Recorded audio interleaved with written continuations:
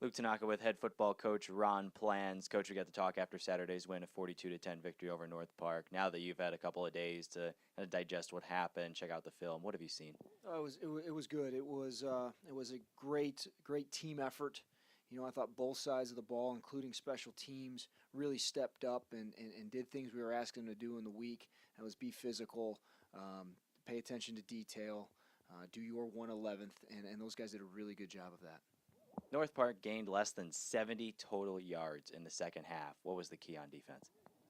Defense, I think, has been our key this season so far. Again, it's being physical. It's smart. We're a veteran defense. Our guys are able to do a lot of moving around and giving different looks. They were very sound, especially in that second half with tackling. We were very sound up front. Our defensive line really stepped up in the second half and played very well. I was excited to see that. And we got the consistent play that we've gotten all year from our linebackers and our secondary. On the offensive side of the ball, Jim Robley rushed for 26 carries, 127 yards. Last week, sitting in this position, we talked about you trying to find your run game. Do you think you found it?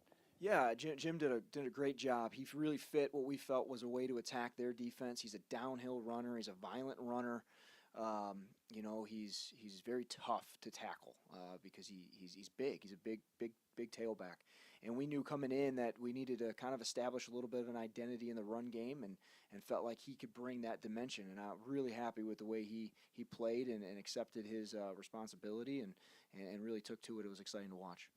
In the receiving game, Orlando Hernandez spread the ball out to a couple of different players, specifically Connor Brewer and Matt Brockman. I think Brockman seemed like he really brought a red zone threat with his 6'4" frame. What do you see from him?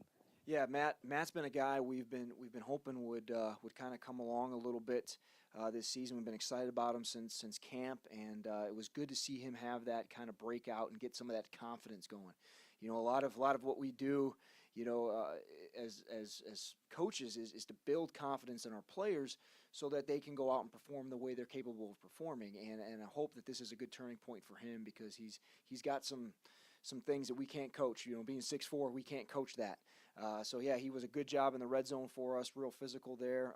And then Connor Brewer, as you mentioned, has been just tremendous for us this year. He's been a guy that we've had high hopes for coming into his senior year to kind of be a guy that we can get the ball to when we need to, be that jack of all trades type player. And he's answered the bell better than we could even imagine. He's done a really good job for us.